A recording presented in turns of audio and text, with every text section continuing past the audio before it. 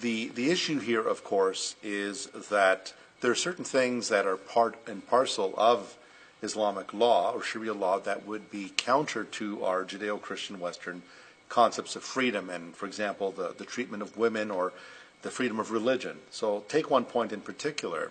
The law of apostasy in Islam is such that if a Muslim decides to leave Islam and become a Christian or a Hindu or a Buddhist, whatever, or an atheist, whatever it may be, under the Islamic law, such people ought to be killed.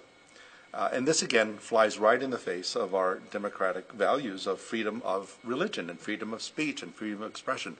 In fact, the United Nations Declaration of Human Rights says that not only do we have the freedom of religion and expression, but it clearly says that the person has the freedom to change and convert from his religion to another without retribution.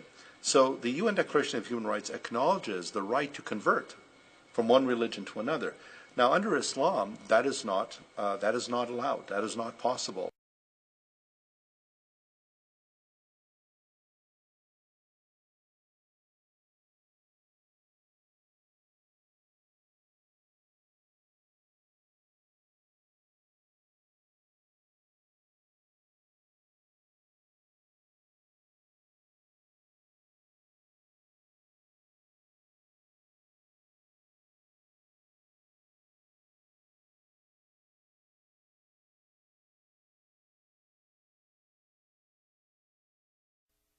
This past Sunday, I was speaking to church, St. Charles, Missouri, and I said to the congregation, I said, how many of you in this room believe that someday every knee will bow, every tongue will confess that Jesus Christ is Lord to the glory of God the Father? How many of you believe that? Everybody puts their hand up. Well, I didn't count, but I assume everybody. And I stopped and said, you're all a bunch of radicals. You're all radicalized. I mean, if you really believe that, there will be a day when religious freedom ends. Or the freedom of religion. I mean, if you really believe that, there will be a day when religious freedom ends by divine fiat and force. Divine fiat and force, not military fiat and force. That's one of the most important differences. We're all radicals. And from the perspective of many people writing today, they recognize that as long as you have monotheistic religions, everybody in them that takes that religion seriously is radicalized. If that religion includes within it a final situation where God wraps everything up and makes everything right, that's considered radical. So let's see what the ruling is on apostasy. Deuteronomy chapter 13, which speaks about an apostate in your own house. If one of your family commits apostasy, what are you to do? You are to be the first ones to stone the apostate in your own family. Or the freedom of religion. It's a term we hear often, especially in the West, the term Islamophobia.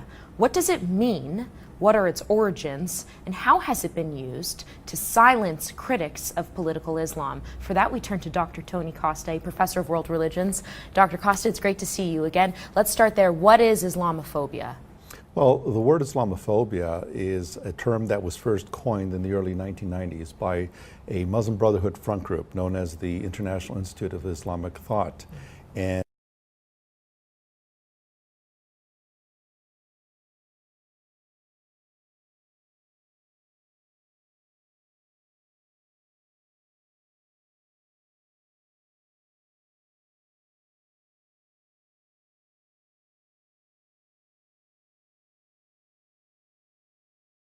we can also talk about the problem with female genital mutilation, which is a serious problem in many Muslim countries, where young girls, prepubescent girls, are having their clitoris cut out because of the idea that this makes the woman less provocative. She won't become promiscuous and so forth. And so, as a Westerner, do we have a right to condemn these practices? Or would we be considered Islamophobes to do so? You can Google fatwa against honor killing. And you'll find tons and tons of fatwas, religious verdicts, by all mainstream scholars saying that this is not part of the religion of Islam. And the same goes for FGM, female genital mutilation, right? Again, so many people say, oh, those Muslims practice FGM. Do you know FGM is a practice that is done by Christians, Muslims, and animists of a certain region in Africa? It has nothing to do with religion, any religion. Everybody in that region.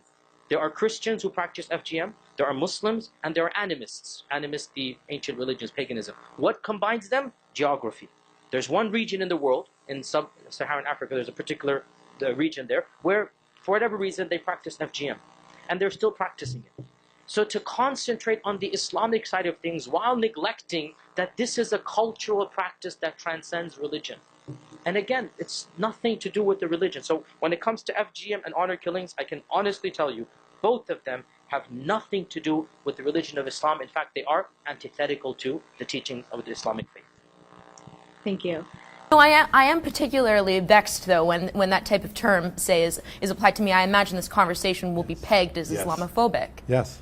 Yes, and we're simply discussing ideas here, and this is part of our democratic heritage, that we have the right to ask and critique questions and critique religion as well. I mean, we don't hear of Judeophobia if you speak against Judaism. The Jews are a very vilified group in many Muslim countries, but we don't hear Jews talking about Judeophobia.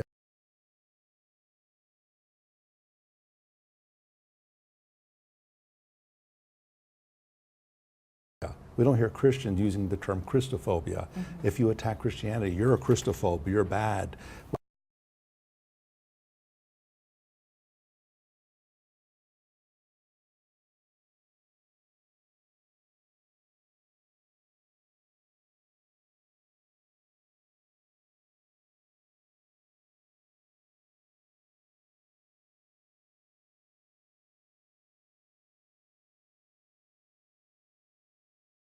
Judeophobia. We don't hear Christians using the term Christophobia.